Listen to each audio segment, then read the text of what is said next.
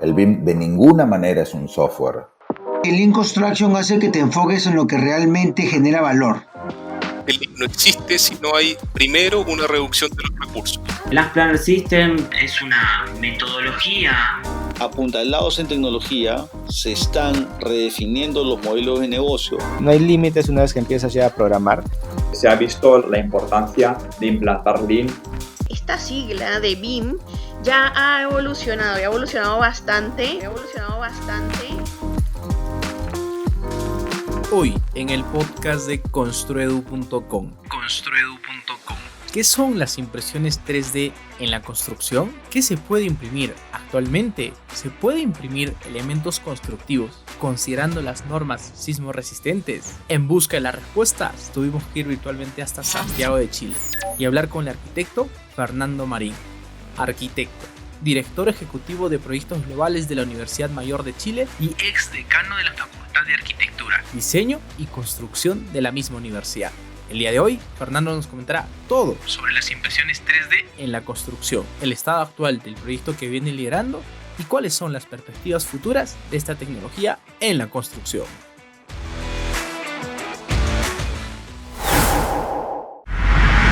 Bienvenidos al podcast de Construedu.com.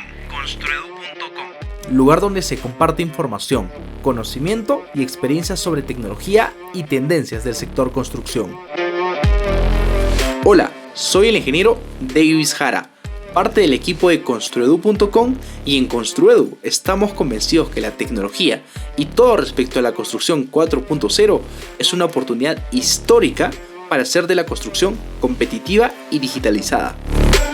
En este podcast encontrarás conversaciones sobre temas tendencia como construcción 4.0, BIM, BDC, Lean Construction, IPD y mucho más, de la mano de expertos de todas partes de habla hispana. ¡Comencemos!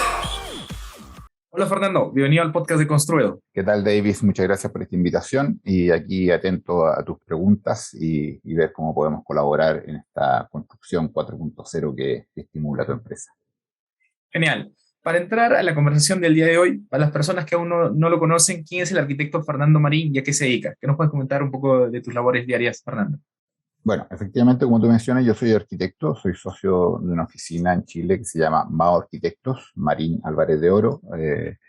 Nosotros nos dedicamos mucho a la arquitectura aeroportuaria, la arquitectura inmobiliaria también. Esos son nuestros principales áreas de desarrollo. Y adicionalmente yo trabajo también en la Universidad Mayor. En la Universidad Mayor fui decano de la Facultad de Arquitectura, Diseño y Construcción del 2011 al 2016 y luego volví a la universidad en un nuevo cargo que es el que me tiene trabajando en esto de la impresión 3D a gran escala. Es la dirección de proyectos globales donde abordamos distintos proyectos que nacen desde la investigación o desde iniciativas de la universidad y nosotros los tratamos de llevar al mercado en la medida que se pueda, digamos. He sido director de la Asociación de Oficinas de Arquitectos en Chile, vicepresidente y tesorero del Colegio de Arquitectos. Desde la Asociación de Oficinas de Arquitectos me tocó liderar el proyecto de difusión de la arquitectura chilena por el mundo, digamos, principalmente con foco en China en ese minuto, año 2009, 2010, por ahí. Así que tengo experiencia desde el lado profesional, desde el lado educacional y también desde el lado gremial. Eso es un poco un resumen de lo que he hecho. Genial. Bueno, para entrar un poco al contexto y entrar poco a poco y paso a paso a la conversación de hoy, te lanzo la siguiente consulta. ¿Qué son las impresiones industriales 3D? Uno, ¿cómo puede concebir esta tecnología que entiendo que todavía se está formando en ciertos campos? ¿Cómo lo podemos definir? Yo creo que es súper importante definir que las impresiones industriales, o las impresiones 3D, antes de llegar a las industriales, digamos, las impresiones 3D no son maquetas, no son modelos a escala, digamos, sino que la tecnología 3D hoy día tiene la capacidad de imprimir elementos funcionales, absolutamente funcionales, a distintas escalas, no sé, en términos médicos, hoy día la impresora de pequeña y mediana escala pueden imprimir órganos, pueden imprimir partes de un oído, digamos, pueden imprimir un oído completo, digamos, y eso, más otros atributos que se le agreguen, lo hacen funcional. No es que estamos imprimiendo la maqueta de algo, sino que estamos imprimiendo ese algo. Estamos imprimiendo algo absolutamente, o sea, que puede llegar a ser absolutamente funcional. la impresión a nivel industrial pasa por varias escalas, digamos. La pequeña escala, mediana escala y la gran escala, que es la que llamamos, la que se está trabajando ahora y la que nos convoca a esta reunión, que es la impresión ya de elementos de mayor escala, como una vivienda, por ejemplo, muros para esta vivienda, etcétera, digamos. Las impresiones de pequeña y mediana escala ya están bastante expandidas por todo el mundo. Nosotros mismos, o sea, en la Universidad Mayor tenemos impresoras de pequeña y mediana escala, imprimimos elementos para la protección de la pandemia, por ejemplo, se imprimieron muchas máscaras de protección, se han impreso elementos que sirven para recuperaciones ortopédicas, por ejemplo, para lesiones de rodillas, etcétera, digamos. O sea, es como te digo, es una tecnología que se desarrolla en varios tamaños, para no confundir el tema de desarrollar algo a escala, digamos, sino que en varios tamaños, desde un pequeño tamaño, o sea, un aparato muy chico, pero que tiene la gracia que puede ser funcional. A lo mejor no por sí solo, porque necesita incorporarle a lo mejor circuito electrónico, etcétera, digamos, pero sí puede ser funcional, puede reemplazar a otra cosa, digamos, puede reemplazar incluso a un oído, puede reemplazar alguna función de una rodilla, por ejemplo, puede reemplazar incluso un hueso, o sea, varias cosas así, digamos. O sea, son elementos de impresión que se han desarrollado más a un tamaño pequeño y mediano, y que ahora está esta tecnología ya llegando al área que nos interesa, que es el área de la construcción, con impresión de gran tamaño. Genial. Y ahí un poco rescato lo que vienes diciendo, que tal vez más allá de lo que vas comentando, incluso se puede personalizar los elementos, ¿no? De acuerdo a la necesidad que uno quiere, puedo imprimir un cierto elemento que para un componente, para una parte que yo necesitaba, lo puedo hacer, ¿no? Como por ejemplo comentabas en los brazos ortopédicos, las soluciones ahí, pues no todos tienen las mismas condiciones, ¿no? No creo que todas las partes se necesite para otras personas, ya sea por la diferencia de tamaño y demás. Sin embargo, esta se puede personalizar de acuerdo a las necesidades donde se va a aplicar, y eso cobra mucho sentido y me parece mucho valor desde ese lado. Entrando a otra consulta, ¿en qué tan nuevo consideras que es esta tecnología? Entendiéndose que hace 10 años creo que no se escuchaba mucho y ahora un poco se viene difundiendo. Sin embargo, de acuerdo a la historia, ¿cómo lo ves? ¿Qué tan nuevo es esta tecnología? Yo creo que se viene desarrollando efectivamente hace unos 10 años, pero partió con lo que hablábamos antes, partió para hacer maquetas. O sea, uno en arquitectura trabaja mucho con maquetas, digamos, y que es en el fondo la representación de algo que uno quiere hacer a escala mayor, representarlo en un modelo más chico, digamos.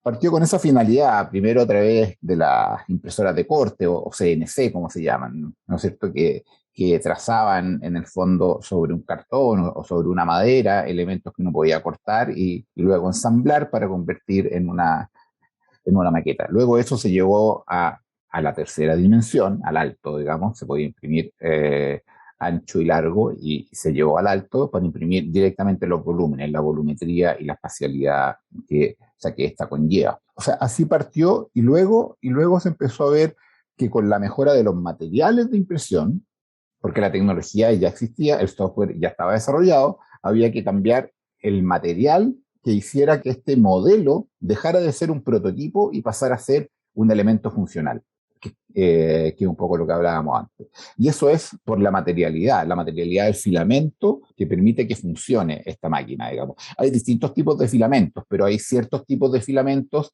que se pueden adecuar, por ejemplo, a un cuerpo humano, para insertarse en un cuerpo humano. Hay otros filamentos que no lo permiten, digamos. Y lo mismo pasa en la construcción. O sea, a la construcción llega cuando se llega a un tipo de mezcla que puede, en el fondo, transitar por esta impresora de gran escala y ser extruida para imprimir un filamento, finalmente, que termina construyendo un muro. Entonces, la tecnología existe hace un tiempo, y lo que ha ido modificándose son los tipos de filamento que permiten ser extruidos a través de esta impresión 3D, y eso es lo que ha dado el gran salto que ha permitido que esto ha pasado de ser modelos o maquetas, ha pasado de ser elementos funcionales. Genial.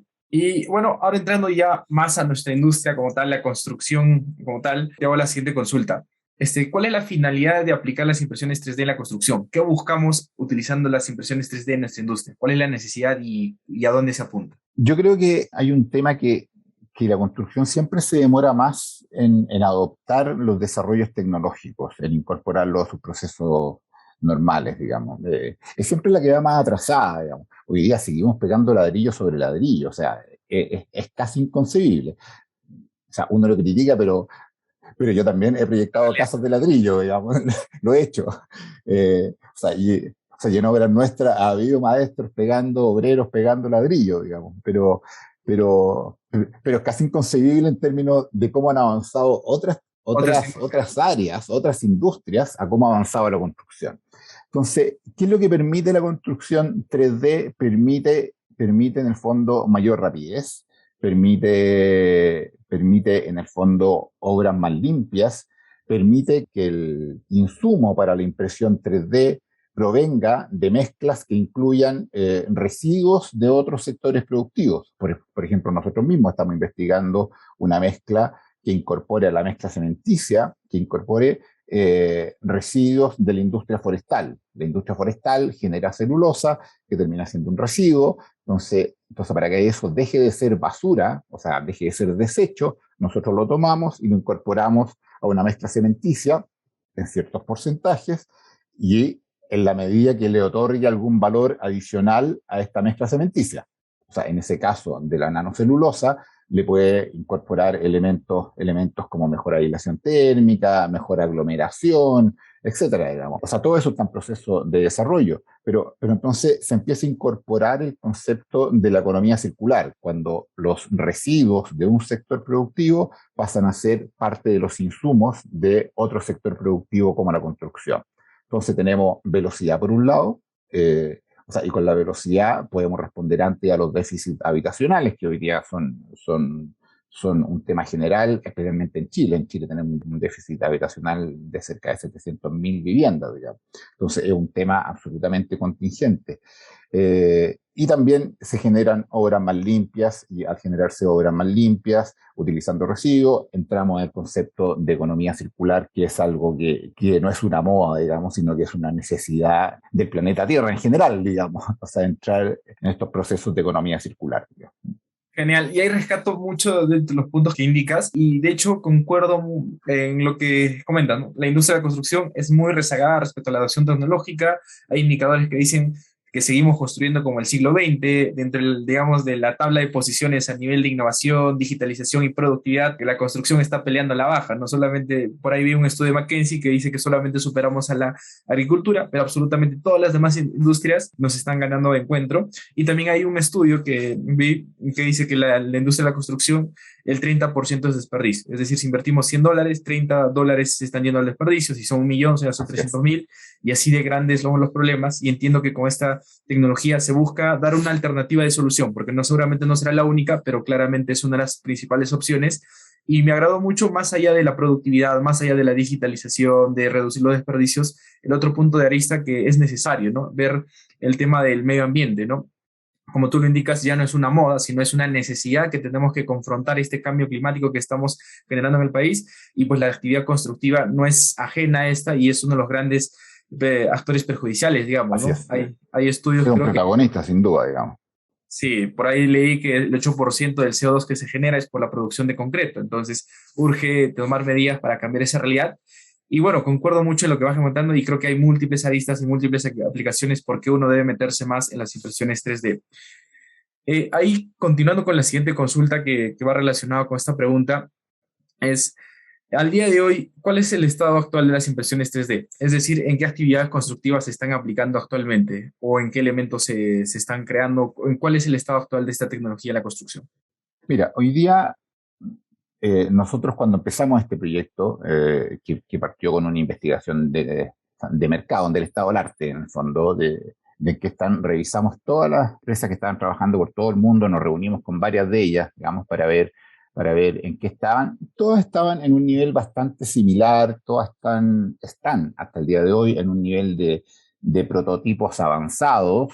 Si bien hay algunas casas construidas que se han vendido comercialmente, hay gente que está habitando esas casas, son modelos bastante particulares, digamos. O sea, uno los puede contar, o sea, debe haber 20, digamos, 20 en el mundo y no sé cuántas habitadas, digamos. O sea, estamos a nivel de prototipos, pero prototipos que ya son funcionales, que ya son habitables, digamos. Entonces, todas se encuentran en el mismo nivel. Hoy día ya está demostrado, la tecnología puede construir muros, no construir casas. Es distinto el concepto que, o sea, que se ha querido implantar, y creo que es un error en ese sentido, de que se pueden construir casas con tecnología 3D. Eso no es así, digamos, todavía.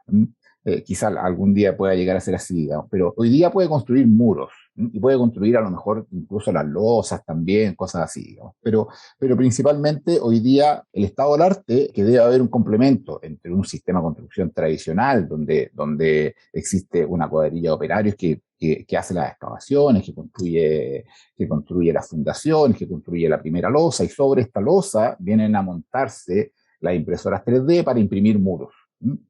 Ese es yo creo que un diagnóstico del estado del arte al día de hoy, digamos. Y esos muros sí tienen una velocidad de impresión y una calidad de obra limpia mucho mejor a las alternativas que hoy día tenemos, digamos. Entonces, hoy día, ¿en qué estamos? Estamos en que hay muchos proveedores que con distintos sistemas, brazos robóticos, rieles, andamios, etcétera, pueden construir muros que luego tienen que ser complementados con terminaciones normales, digamos, o incluso alguien, si quisiera, podría dejar estos muros a la vista y que esa fuera la expresión de su vivienda, digamos. Pero creo que en términos generales hoy día se puede complementar una construcción tradicional con un muy buen aporte que es la construcción de muros a través de la tecnología 3D. Genial. Entonces, podremos decir, bueno, según lo que voy entendiendo, es que tal vez al día de hoy no se puede construir toda la vivienda como tal, porque hay muchos elementos que no lo hacen, como la estación eléctrica, sanitarias, que igual son necesarios, pero digamos que lo más incidente, como tal vez la creación de muros, algunos elementos estructurales, creo que he visto en alguno que otro proyecto, ya los se están realizando, pero ese es el paso que actualmente está al día de hoy, digamos. ¿Cuál es lo futuro que se viene? ¿En qué se viene trabajando? Entendiéndose que la tecnología creo yo que está en evolución, ¿no? Todavía no está, digamos, inventada al 100%, se está evolucionando. ¿Y qué es lo que se aspira? ¿Cuáles son las visiones a largo plazo ahí, Fernando? Bueno, lo que tú dices respecto a la tecnología es común a todas las tecnologías, digamos. La tecnología siempre está en un nivel de producto mínimo viable, como se dice, digamos. Nunca está terminada, digamos. O sea, el teléfono celular que tengo aquí, digamos, o sea, en algún minuto tuvo ese teléfono que podía hacer llamadas, pero eso fue el producto mínimo viable del teléfono que vino 2 generaciones después y del teléfono que tenemos ahora. Y este es seguramente el producto mínimo viable de cómo avanza hacia adelante, digamos. Entonces, en ese sentido, hoy día efectivamente está en esa condición de que es una impresora que puede construir muros, ¿no es cierto? Para lo cual necesita un software que funciona, la tecnología funciona, las mezclas ya está probado que funcionan, y a esa tecnología se le tienen que ir agregando distintos elementos que permitan customizarla a los requerimientos puntuales que tiene cada país, cada zona geográfica, cada zona climática, etc. Por ejemplo, para Chile y para Perú también, el tema sísmico es radicalmente distinto a la mayor parte de las zonas donde se desarrollaron estas impresoras 3D, o sea, de gran escala. Ellos no tienen el requerimiento, ni la normativa sísmica, ni las regulaciones sísmicas que tienen en Perú y que tenemos en Chile, digamos. Entonces, ¿qué es lo que estamos aportando nosotros hoy? ¿No? O sea, nosotros estamos aportando a cómo esta tecnología de impresión 3D de muros, con cambios en los procesos, con agregado a través de encerradura, y eso implica cambio en el proceso constructivo, o sea, de la impresora, cambio en la programación o sea, de la impresora, porque en algún minuto hay que insertar los fierros, digamos. Eso se complementa. Entonces nosotros partimos de esto desarrollando un proyecto en un minuto que era validar la impresión 3D, pero con la normativa sísmica chilena, que tú sabes que junto con la peruana y la japonesa son de las más exigentes del mundo, digamos. Entonces, en ese sentido, ese fue nuestro gran aporte quizá o sea, en este caso, validar que la tecnología 3D era posible desarrollarla con modificaciones dentro de su proceso de impresión para hacerla válida con nuestra normativa sísmica.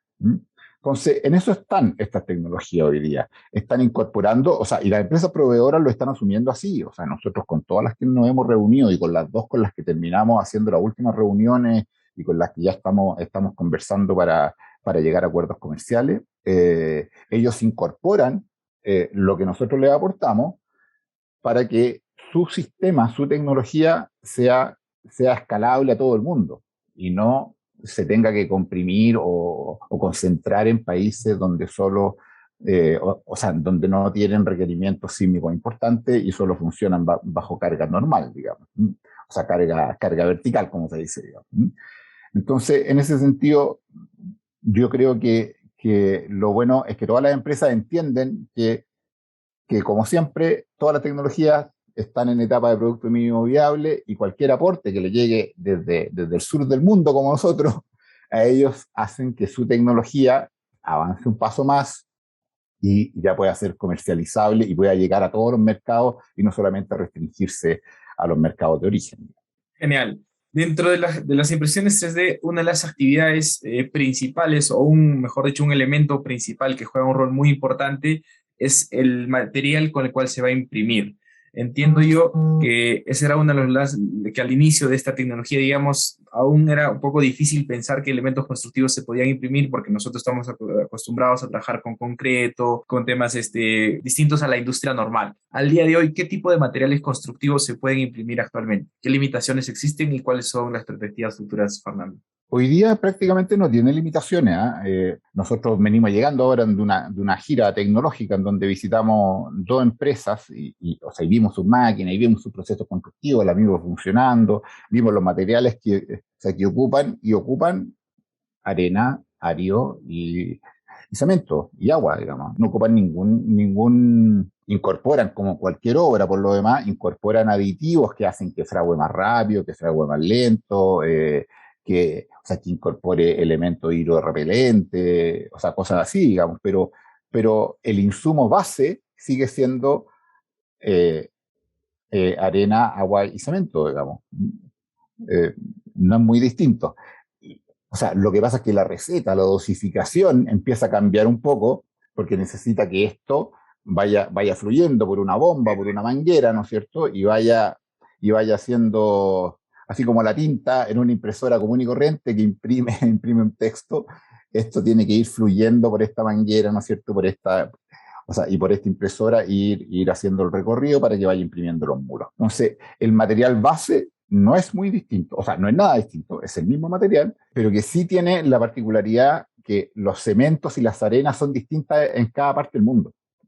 Entonces, la ventaja de estas máquinas es que han logrado que ellos, recibiendo como muestra los cementos y las arenas que son propios de cada país, incluso el agua tiene algunas variaciones de país a país, digamos, pueden preparar la mezcla precisa para que esto fluya, valga la redundancia, fluidamente, ¿no es cierto?, por la impresora y pueda en el fondo trabajar de acuerdo a cómo está programado. O sea, los insumos básicamente no son distintos a los que hay, simplemente la mezcla es un poco distinta y se desarrolla de acuerdo a la calidad de cemento, arena, incluso agua que hay en cada país, digamos. Y a eso se le incorporan algunos aditivos para acelerar el fraguado, para retardar un poco el fragüe de la mezcla y permitir que esto se mezcle efectivamente capa a capa y se transforme en un elemento compacto. Esa es una gracia muy importante que tiene la impresión 3D, es que al imprimir en continuo todos los muros los transforma en una unidad compacta. Es distinto cuando tú trabajas con tabiquerías prefabricadas o incluso con hormigón prefabricado, donde tú tienes un muro prefabricado y lo unes en una esquina con otro muro prefabricado. Siempre en esa unión no va a ser una unión solidaria, digamos. Va a haber un elemento que tiene que generar esta unión. En cambio, en la unión 3D es siempre la misma capa que se va uniendo, digamos. Entonces pasa a ser un elemento compacto. Genial. Y bueno, tiene mucho sentido. Entonces, sí, o sea, pasa que yo planteaba esa consulta porque más allá de limitaciones tiene sentido que, o sea, la mezcla tiene que ser más fluida, digamos, ¿no? Me imagino que debe haber un grado de plasticidad que tiene que cumplir para que normal fluya en la manguera y, digamos, por llamarlo así, no se fraguee durante la manguera, ¿no? Pero bueno, ya lo entiendo que tiene que haber ciertas condiciones que sean fluido y demás, que ya a manera de detalle ustedes deben tener las condiciones y eso hacen que los ensayos previos prueben el diseño y el que cumpla, pues recién se manda a imprimir, ¿no? Genial, ya lo tengo más claro, gracias. Entrando a otra consulta, para poder trabajar con las impresiones 3D, ¿qué tipos de recursos son necesarios? Me refiero a que, por ejemplo, entiendo yo que hay impresiones 3D con brazos robóticos, me parece que también hay otros elementos, y aparte de los elementos, ya sea el brazo robótico o la otra forma que entiendo, ¿qué cosa más se necesita para uno poder imprimir un elemento? ¿Cuáles son las consideraciones o recursos para ello? Máquinas para impresión existen efectivamente tipo de brazo robótico o de andamio o con rieles, digamos. Todas tienen sus ventajas y desventajas. La de brazo robótico es muy flexible porque es más pequeña, digamos, entonces es más fácil de mover de un lado a otro, digamos. Pero eso que parece una ventaja a veces es una desventaja porque en cada movimiento hay que recalibrar la máquina para que asuma exactamente el punto donde dejó de imprimir en el movimiento anterior y siga exactamente en el mismo punto. Entonces, esa recalibración toma un tiempo. Pero sí, efectivamente es más flexible, se puede mover, es más pequeña. La de los rieles o andamios, digamos, son unos pórticos. Cobot, por ejemplo, es una empresa danesa que está muy avanzada en estos temas. Vimor es una empresa española que tiene también sistemas de pórticos. Las dos ocupan sistemas de pórticos. Cobot ocupa un sistema que está basado en cuatro patas, por así decirlo, digamos, y se mueve la impresora por arriba, y la de Vimor es un solo pórtico que se desplaza en rieles, digamos. Que ahí, claro, se hacen menos flexibles para la instalación inicial y para los cambios o sea, de ubicación dentro de una obra, pero una vez instalada ya te permite imprimir más área. O sea, el área imprimible es mayor en el sistema de rieles o pórticos que en el sistema de brazos robóticos.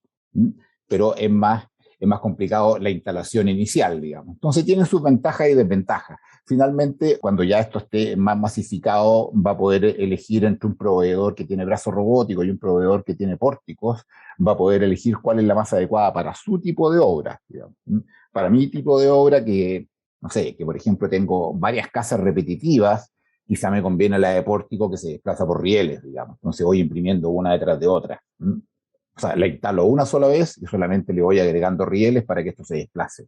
Eso pareciera más lógico. Si tengo una casa llena de curvas distintas, es una sola unidad, a lo mejor me conviene más la del brazo robótico para que imprima curvas y cosas así, y luego la muevo y imprime otras curvas por otro lado. Va a depender el tipo de obra. Y eso fija además una condición para el diseño arquitectónico.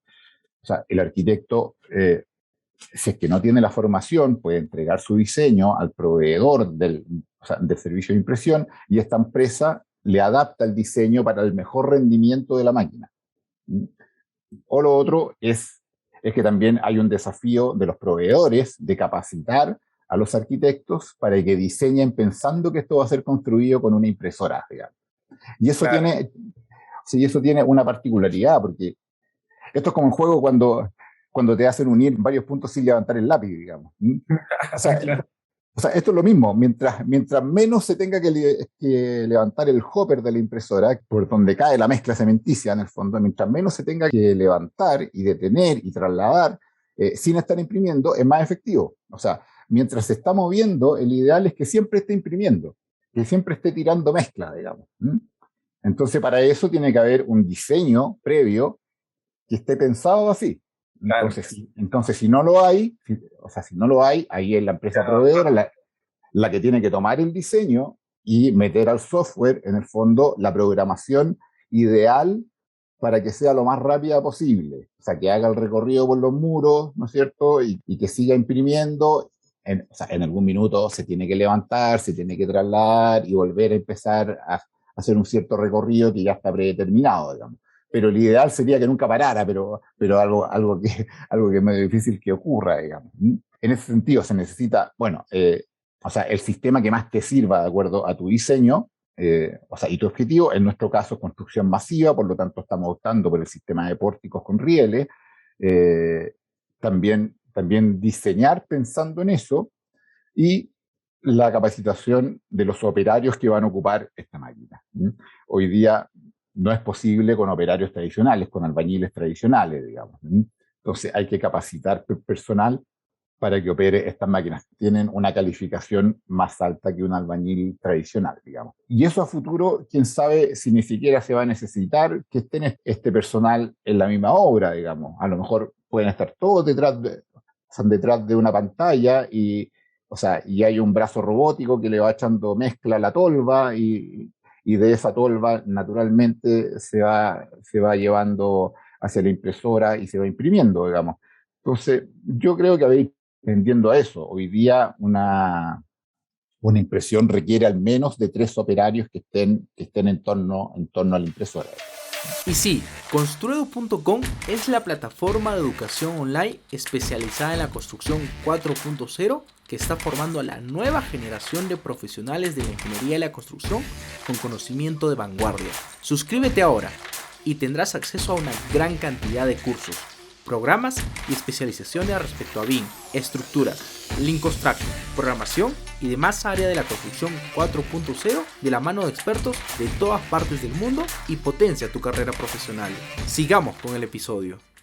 Genial. Y ahí conecto un poco con la siguiente consulta. Me comentaste, por ejemplo, que se necesita maquinaria, se necesitan obreros calificados, pero yo quisiera centrarme también en el flujo de trabajo. Es decir, desde el punto de vista, desde el inicio de una necesidad hasta tener el elemento o la casa construida, qué cosas tiene que pasar. Por ahí comentabas de un diseño paramétrico, también que es necesario tener la maquinaria, pero no sé si podemos ahondar. Por ejemplo, qué tipo de software se utiliza, cómo es el proceso ahí de la instalación de la maquinaria, y todo este flujo general desde la concepción, digamos, imprimamos un elemento hasta la etapa de ya impreso el proyecto. ¿Qué cosas se pagan? ¿Qué pasos se siguen?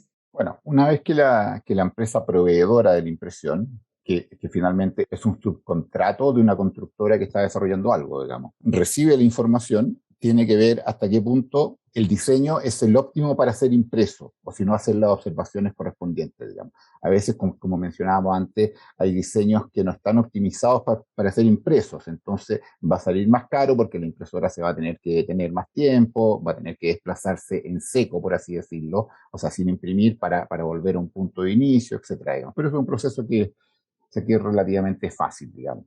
Luego, incorporar con las instalaciones. Tú lo mencionaste también, digamos, y ahí está la metodología BIM de incorporar instalaciones y arquitectura, digamos, para saber en qué minuto la impresora en el fondo tiene que dejar un espacio porque ahí va a ir un enchufe, por ejemplo, o tiene que dejar un espacio porque ahí va a haber una descarga de alcantarillado. Entonces, todo eso lo puede hacer la impresora y se programa simplemente. O sea, en la medida que esté bien coordinado el proyecto a través de la metodología BIM, todo eso se le entrega al software y se programa la impresión. Entonces, una vez que ya en la obra, el equipo tradicional de la obra, por así decirlo, desarrolló las fundaciones, armó la primera losa o radier, como le decimos acá, digamos, ahí ya entramos nosotros y podemos empezar a imprimir los muros. Y esa impresión de muros ya va con toda la información de dónde van a ir enchufes, de dónde van a ir descargas de alcantarillado, de dónde van a ir instalaciones sanitarias en general. Entonces, la máquina va a empezar a imprimir y se va a detener en el punto donde tiene que detenerse, porque ahí va a ir una caja eléctrica, por ejemplo. Y se va a saltar ese punto, se va a interrumpir esos 10 centímetros que necesita esa caja eléctrica y 10 centímetros después empieza a imprimir nuevamente, digamos.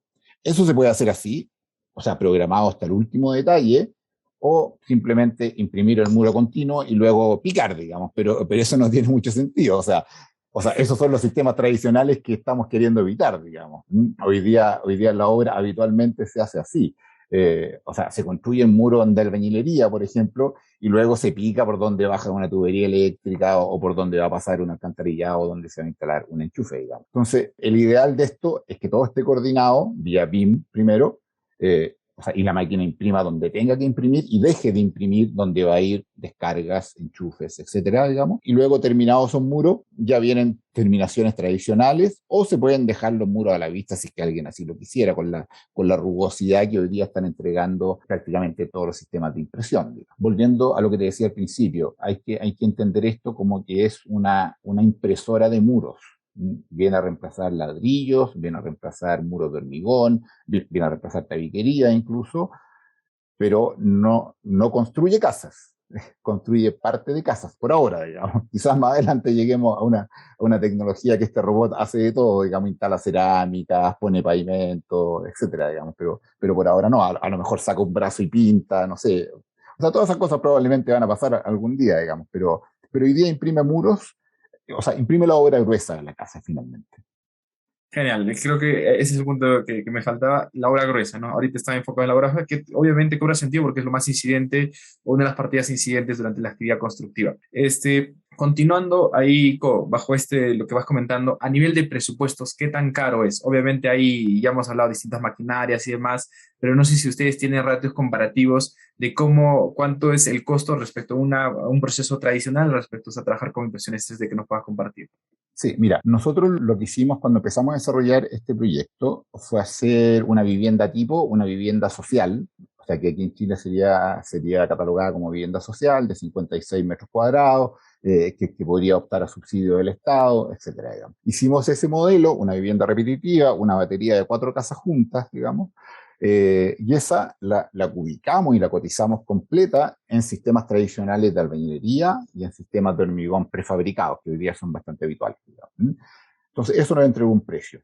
Y luego, cuando aprendimos a cómo funcionaba esta impresión, a los tiempos que demora, la cantidad de mano de obra que requiere, la cantidad de material que requiere, los porcentajes de pérdida que tiene, que son mucho menores a los porcentajes tradicionales, digamos. Hicimos el comparativo y llegamos a precios que nos dan cercanos al 20% de ahorro en la obra gruesa.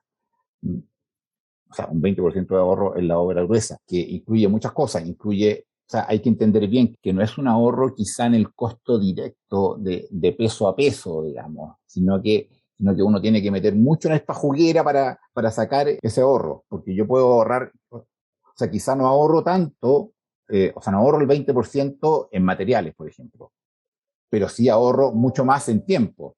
Tiempo, mano de obra. Claro, o sea, y en mano de obra también. Entonces, si hago después o sea, la evaluación final de lo que ahorré en tiempo, y cuando ahorro en tiempo me permite empezar la otra casa antes, y cuando me permite empezar la otra casa antes, me permite ir entregando las primeras casas a los primeros clientes. O sea, se van encadenando una serie de situaciones virtuosas finalmente que te permiten llegar a esos valores que estamos hablando de un 20 y un 25% de ahorro en la entrega final, digamos. Sí. Y a nivel de tiempos, sacaron tiempos, ¿sabes cuánto optimiza o cuánto más rápido es respecto al proceso tradicional? Bueno, nosotros el diseño lo hicimos pensando en impresión 3D, entonces está optimizado para que sea impreso por una máquina, entonces los muros están diseñados de manera que la máquina pare lo menos posible y siga esta ruta que hablábamos hace un tiempo, digamos, y podíamos imprimir esta batería de 4 casas que quedaba impresa en una semana, impresa con todos sus muros construidos en 2 pisos de altura, digamos. Luego de eso, o sea, en una semana nosotros le entregamos los muros de estas 4 casas terminados, digamos.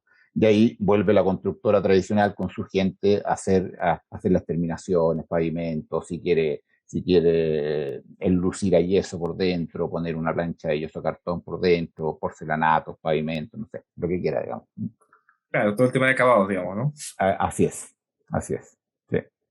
Genial. Ahora entrando un poco más a conversar respecto al proyecto que ustedes están trabajando en la Universidad Mayor de Chile. Bueno, nosotros tenemos entendido que están trabajando en un proceso de investigación ahí, pero lo que sí nos causa curiosidad saber es cómo surge este proyecto, o sea, cómo ustedes dieron el punto de partida para iniciar en el mundo de las impresiones 3D y cuáles son las finalidades que buscan bajo este proyecto. Como te decía antes, mi labor dentro de la universidad, o sea, la labor de mi equipo, de la Dirección de Proyectos Globales de la Universidad Mayor, es estar siempre monitoreando tanto lo que estamos haciendo internamente, lo que estamos investigando internamente, como las tendencias que se están dando a nivel mundial en distintas áreas, digamos. Esta área es muy cercana a mí, porque como tú dijiste, yo soy arquitecto, estoy muy ligado al área de la construcción, o sea, tengo una oficina de arquitectura que tiene obras reales, digamos, que construimos habitualmente. Entonces, el área de la impresión 3D es un tema que lo monitoreamos, que ya estaba desarrollándose en diversos países. Entonces ahí nos surgió la duda de cómo esto podía ser aplicable en Chile con las restricciones, regulaciones y normativas sísmicas propias de nuestro país. Entonces ahí presentamos un proyecto a Corfo, que es una corporación de fomento, por eso se llama Corfo, o sea, que es del Estado y que financia estos tipos de investigaciones. Y lo que hicimos fue asociarnos a la oficina de René Lagos Ingenieros. René Lagos Ingenieros tiene oficinas en diversas partes del mundo, es la más grande de Chile por lejos, debe ser de las más grandes de toda Latinoamérica, tiene oficinas en Perú, tiene oficinas, proyectos en Bolivia, tiene oficinas en Miami también, entonces ellos son un buen referente para este tipo de casos, digamos. Entonces los invitamos a ellos a a vincularse con nosotros en este proyecto Corfo para ver, en el fondo, de qué manera combinábamos una tecnología incipiente, pero que ya había demostrado que al menos sin carga sísmica podía funcionar, si podía funcionar ahora con carga sísmica, o sea, con fuerza horizontal, digamos. Entonces ahí, estudiando los distintos modelos, el brazo robótico, modelos prefabricados, sistemas de rieles, etcétera, lo fuimos investigando todo y vimos que finalmente, aplicando la misma normativa sísmica, más que hacer cambios en la normativa sísmica o sobreestructurar elementos o hacer esfuerzos estructurales muy fuertes, lo que había que hacer era simplemente cambiar el proceso constructivo. O sea, trabajar con la gente de los proveedores para ver de qué manera el proceso constructivo había que alterarlo para poder insertar las encerraduras en los lugares que el proyecto de cálculo así lo indicara, digamos. Entonces, fue más que nada, o sea, comprobar que a una tecnología existente se le puede aplicar una normativa muy exigente, como es la chilena, y simplemente a través de procesos constructivos evaluados a tiempo y considerados a tiempo, es posible hacer convivir las dos tecnologías, digamos. O sea, por un lado la tecnología 3D y por otro lado la exigencia sísmica. Entonces, eso lo presentamos a Corfo, lo validamos a través de nuestros modelos y una vez validado a través de los modelos, durante todo ese proceso que duró casi un año, estuvimos en muchas reuniones con todos los proveedores de esta impresora. Vimos que era posible alterar los procesos constructivos, que no demoraba mucho más el proceso de impresión, no lo afectaba mucho más, sino que había... O sea, era más que nada manejar algunas técnicas constructivas de cuándo meter los fierros, cómo amarrar los fierros, etcétera. Pero fue un sistema de más que nada trabajar en conjunto con los proveedores de esta tecnología y ver que este sistema de construcción no cambiara radicalmente la velocidad de impresión, ni la mezcla, ni nada de lo que ellos ya tuvieran avanzado. Y así fue finalmente, digamos, o sea, eso fue lo que comprobamos. El sistema funciona y cambian solamente algunas partes del proceso constructivo. Genial. Hay una consulta y me causa mucha curiosidad. Por ejemplo, en el proceso actual, las columnas, cuando se hace la creación de las columnas, dentro del alma o dentro del interior de las columnas están los fierros. ¿Okay? Entiendo que ustedes colocan los fierros, pero ¿cómo hacen para rellenar toda la parte? O sea, ¿la impresora da vueltas todo el acero, la rellena? ¿O cómo surge esa parte que no me queda claro? Bueno, estudiamos bastante maneras, digamos. A ver, o sea, la impresora puede imprimir lo que uno le diga y la forma que uno le diga y como uno le diga, digamos. Pero ahí nosotros también le dimos vuelta a cuál era el sistema más óptimo. En ese sentido, nos dimos cuenta que en un sistema tradicional uno deja los fierros desde la fundación, aparecen unos fierros hacia arriba que van a recibir la enfierradura principal, y luego se amarran abajo, etc. Entonces, seguimos con esa misma lógica, o sea, para que no nos viéramos obligados a cambiar todo el sistema tradicional, sino que sigue lo mismo, se construyen las fundaciones y se dejan estos fierros que emergen desde la fundación y desde el radier para recibir la enfierradura, o sea, de los pilares. Emergiendo esto, ya se pueden imprimir las primeras hiladas, digamos. Comenzamos a imprimir y se puede llegar a imprimir hasta los 2,40 metros, que es más o menos un piso, y ahí desde arriba insertamos el pilar, o sea, la enfierradura del pilar. Teniendo en consideración que cuando imprimimos todo el cuadrado que hace finalmente de moldaje, o sea, de moldaje de este pilar. Entonces queda un moldaje, no sé, de 30 por 30, ¿no es cierto? Y desde arriba se le inserta la enfierradura cuando ya llevamos impresos 2,40 metros de capas de impresión, se inserta la enfierradura y se amarra abajo. ¿Y cómo se amarra abajo? Hay varios sistemas. Hay uno que es dejando en estos fierros que dejamos previamente, lo dejamos con un buje, por así decir, que tiene un hilo y uno puede atornillar en el fondo los fierros desde arriba, pero un poquito más complejo y claramente un sistema más caro y que nos puede dejar fuera de la vivienda social, digamos, en términos presupuestarios. Y la otra es dejar abajo una cajita como de inspección, donde yo meto los fierros por arriba y por abajo puedo amarrar los fierros entre los que entraron por arriba del pilar con los que ya estaban desde la fundación abajo. Y los amarro desde abajo, digamos. Y luego, con hormigón tradicional, relleno este pilar que previamente imprimí, digamos. O sea, imprimí lo que antes era... Claro, imprimí lo que antes era un moldaje de madera, o sea, aquí lo dejé impreso con los muros, digamos. O sea, con la misma mezcla. ¿Mm? Entonces ahí relleno simplemente el pilar con un hormigón tradicional. Esa es una manera. La otra es combinarla con estructuras o sea, estructuras de acero. También se puede hacer, digamos, donde no hay que rellenar nada. Después simplemente envolver la estructura de acero, un pilar de acero, y que el acero haga las veces de pilar estructural, digamos. Pero el que probamos nosotros, tratamos de hacerlo más cercano a los sistemas tradicionales. ¿Eh? Entonces, el sistema tradicional o es con hormigón prefabricado, o hormigón hecho en obra, o es con albañilería y con pilares de hormigón. Entonces lo que hicimos fue eso, fue tener pilares de hormigón y que finalmente el muro, en vez de ser albañilería, fueran estos muros impresos. Y los muros impresos pueden ser dobles, uno puede hacer 2 capas de muros, dejando un espacio en medio, por el cual uno también puede poner algunos refuerzos metálicos, algunas escalerillas metálicas cada cierta cantidad de hiladas, o puede hacer un solo muro sólido, o sea, de mayor espesor, de 10, 12 centímetros de espesor. Digamos. O sea, hay distintas maneras, digamos, pero como te decía antes, son procesos constructivos más que una tecnología nueva, digamos. O sea, se ocupa la misma normativa sísmica, se ocupa el mismo tipo de fierro, se ocupa el mismo proceso constructivo finalmente, pero el proceso y los tiempos son los que cambian, digamos. Claro, digamos que ahí ya no hay mucha presencia de mano de obra, sino más bien ya está la impresora, ¿no? Entonces el proceso es el mismo, pero con la manera, con los recursos que se está utilizando ya cambia, ¿no? Ya no hay mano de obra, sino está la máquina, por llamarlo así. Así es. Y me causa curiosidad si ustedes lo pusieron tal vez a prueba, la casa o la que construyeron a nivel, no sé, sometiéndola a un sismo, a un ensayo, a una prueba, o no llegaron a ese nivel. No hemos llegado todavía a eso. En términos teóricos, en términos de cálculo estructural, están definidos los fierros, está definido el aporte que hace la mezcla. O sea, construimos un prototipo, pero ese prototipo para construirlo en Chile había que traer la máquina a Chile para construirlo aquí realmente. Entonces lo que hicimos fue al revés. Mandamos el modelo a España y a Dinamarca, mandamos las especificaciones, mandamos el tipo de fierros que necesitábamos ocupar. Y se imprimió el modelo allá. O sea, el mock-up está instalado allá, en Dinamarca y en España, digamos. Pero claro, allá no nos vamos a encontrar con sismo, así que no lo vamos a poder probar en términos efectivos. Pero en términos teóricos del cálculo estructural que se mandó tiene que funcionar, digamos.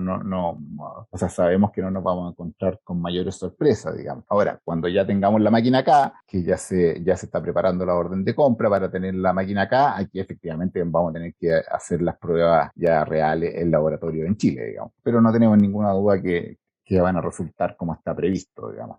Nosotros estamos iniciando el proceso de compra ya de una de las máquinas. Hay una empresa en Perú que ya la compró en agosto, entiendo. Es una empresa muy grande que se llama Vidl, a lo mejor tú la conoces. Ellos se dedican a obras de infraestructura grandes, digamos, a obras petroleras, a obras de caminos, de puentes, de cosas así, digamos. Y ellos se están metiendo en esta tecnología. Hemos conversado mucho con ellos. De hecho, ahora parte del viaje lo hicimos en conjunto con ellos.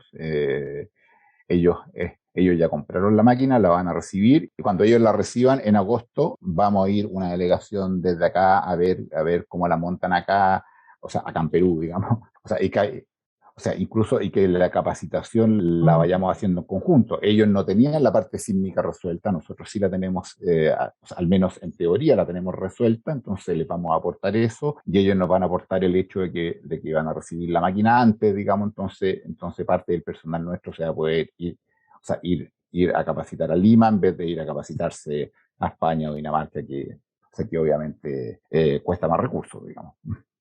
Claro que sí. Bueno, ahí rápidamente, no sé si tal vez, igual te lo dejo ahí si lo respondes o no, no sé si nos puedes contar el precio un poco de la máquina para tener una idea de qué tanto cuesta el acceso a esta tecnología, por lo pronto. Mira, nosotros, depende de la máquina que tú decidas comprar finalmente. Hay brazos robóticos de cerca de $300.000, cosas así, digamos, pero con las ventajas y desventajas que te mencionaba antes. Y lo que estamos llegando nosotros para imprimir un área imprimible de 9 metros por 12 metros y por 2 pisos de altura, varían los precios entre 400.000 euros hasta 800.000 euros. Para la misma área imprimible. Lo que pasa es que hay temas, o sea, uno dice como tanto, digamos, como tanta variación. Bueno, y se da por las etapas en que está cada una de las empresas, digamos. La La que cuesta 800.000 euros es una empresa, bueno, que está en una zona donde todo es más caro, digamos, y que es una empresa más grande, que tiene más empleados, que tiene más marketing, pero finalmente nosotros descubrimos que el área o sea, que el área imprimible de una y otra era la misma, que el software que utilizan es el mismo, que las prestaciones que entregan son las mismas, y simplemente acá costaba más barato, o sea, en un proveedor costaba más barato porque están en una etapa más inicial de la empresa, pero finalmente el resultado final va a ser el mismo, no vemos mucha diferencia, así que nosotros estaríamos optando por la impresora que tiene un costo cercano a 400.000 euros y que entrega un área imprimible, como te decía antes, de 9 metros por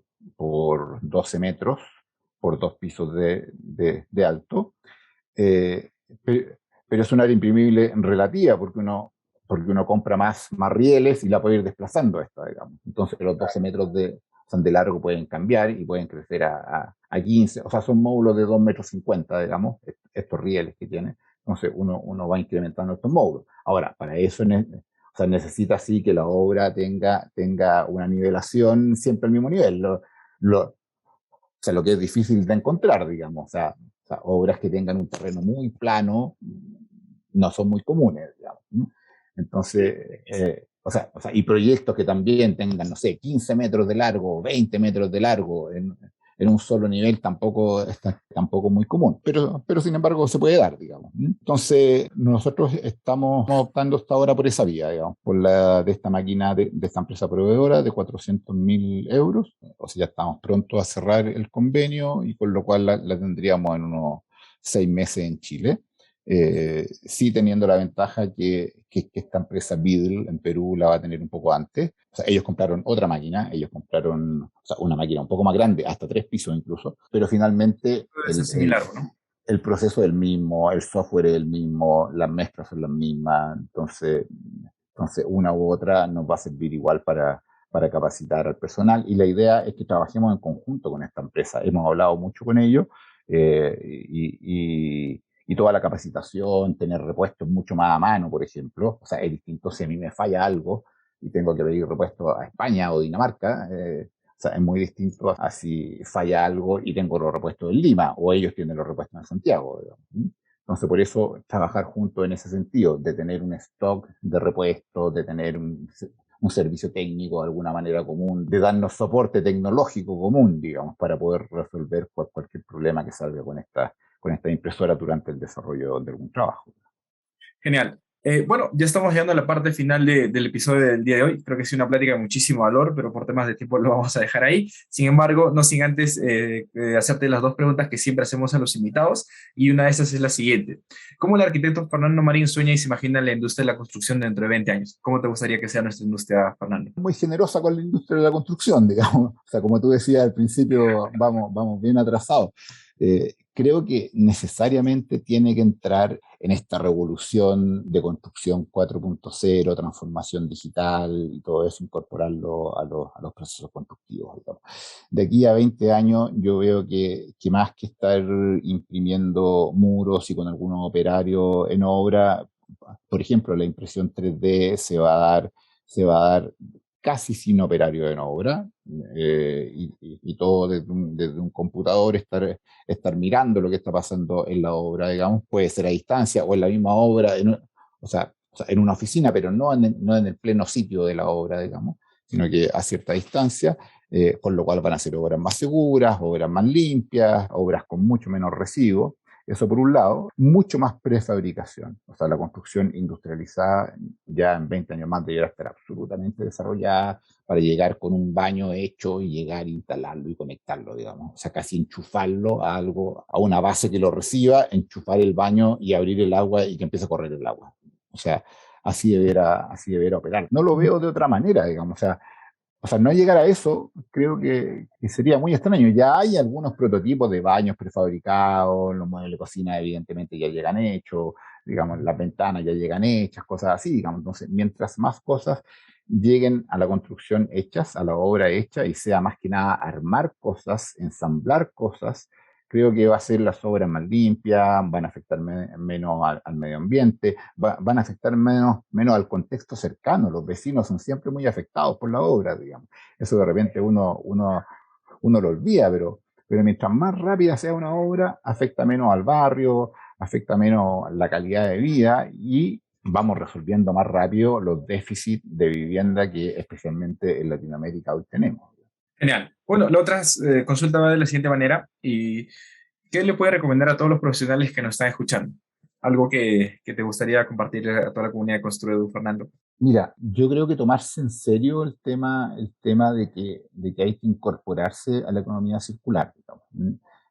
Hay una tendencia que es net zero, es que toda la energía que consuma un edificio la genere el mismo edificio a través de colectores fotovoltaicos, a través de reciclaje de agua, etcétera, digamos, o sea, a través de diversos sistemas que hoy día existen. Entonces, pensar primero en net zero, pensar ojalá en residuo cero. Residuo cero es bien complejo, pero mientras más cercano a eso se llegue, ideal, digamos. Pensar que en lo que hemos hablado, la construcción no puede ir tantos años atrás, digamos, o sea, en el desarrollo. Entonces, así como se habla de net cero, residuo cero, incorporar desde ya a la economía circular y tomárselo en serio. Y eso es parte también de la educación universitaria. Yo que estoy en la Universidad Mayor, eso se ve, pero se ve como por encima. Más que nada en la escuela de construcción o de ingeniería se enseñan los sistemas tradicionales con algunas tecnologías nuevas y cosas así, pero no se hace el paso a ir un poquito más allá, digamos, y que los alumnos ya salgan con esa visión. Otro tema, el metaverso, o sea, el metaverso que hoy día uno lo ve como medio fantasía, pero no es más de lo que era Internet hace 30 o 35 años atrás, digamos, que todos lo veíamos como una cosa entretenida, como casi de juego, o que primero uno podía mandar mail y cosas así, y hoy día no podemos vivir sin Internet, digamos. Bueno, el metaverso que hoy día está como en ese nivel de desarrollo para los que somos más legos en la materia, digamos, va a llegar a lo mismo, o sea, va a llegar exactamente lo mismo. O sea, yo veo gente que va a estar frente a un computador dirigiendo una obra que se está desarrollando en otro lado, digamos. Si hoy día somos capaces de mover un satélite que está, no sé, a 30.000 kilómetros de altura, digamos, y que de ese satélite salga un brazo y apriete un tornillo, y eso se hace desde la NASA, ¿por qué no poder hacer eso aquí en la Tierra, en una obra de construcción, digamos? Entonces, así lo veo yo. Quizás soy muy soñador, pero no lo veo tan imposible. De nuestro lado compartimos esa visión y justamente es por la cual surge Construedu, de democratizar estos conocimientos y pues impulsar a esa construcción industrializada, donde realmente la tecnología tenga mucho presente y ya no estemos perdiendo o estemos compitiendo, mejor dicho, la baja, sino que estemos peleando la punta a nivel de innovación y digitalización. ¿Dónde podemos encontrar al arquitecto Fernando Marín? Si alguien quiere consultarle algún tema, profundizar, ¿dónde te puede encontrar, Fernando? Bueno, yo estoy en LinkedIn, Fernando Marín Cruchaga. También en mi mail, fernando.marin@umayor.cl. Esas son mis coordenadas. Genial. Muchísimas gracias, Fernando, por acompañarnos. Creo que ha sido un episodio de muchísimo valor y de antemano muchísimas gracias y deseo las últimas palabras para poder cerrar el presente episodio. Bueno, muchas gracias, David, por esta invitación. Creo que es de mucho valor lo que ustedes están haciendo. Creo que nos queda el desafío. Nosotros hablamos en un minuto de industria, estaba el debe, la industria de la construcción, pero también está la academia al debe, porque la academia es la que tiene que formar estos profesionales que lleguen a la industria finalmente a empujar estos cambios, digamos. Si les seguimos enseñando la misma metodología, las mismas tecnologías, van a llegar al trabajo, al mercado laboral, van a llegar a hacer lo mismo. En cambio, si es que desde ya les picamos el bichito de la economía circular, de la autogeneración de la energía, de la robotización de los procesos constructivos, van a llegar al mercado laboral ya con eso y tratar de impulsar esos cambios dentro del mercado laboral. Perfecto, muchísimas gracias y que tengas un buen día. Muchas gracias, David. Nos estamos viendo. Que estés bien. Bueno, con eso hemos concluido la participación del arquitecto Fernando Marín. Creo que ha sido una charla de muchísimo valor. Por favor, si te ha gustado el episodio, compártelo. Si tienes amigos de la universidad que no saben mucho de construcción, pásenle la voz. Por otro lado, también a tus profesionales o compañeros del trabajo, pásale la voz y pues podamos aprender en comunidad. Nos estamos escuchando en unas semanas. Chau, chau. Gracias por escuchar un episodio más del podcast de Construedu. el podcast que te trae las últimas tecnologías y tendencias del sector construcción. Encuentra todas nuestras entrevistas en www.construedu.com y en nuestros canales de YouTube, Instagram, LinkedIn y Facebook. Si te fue útil, déjanos una reseña en Spotify y en Apple Podcast y comparte el episodio. Nos escuchamos en unas semanas. ¡Chau, chau!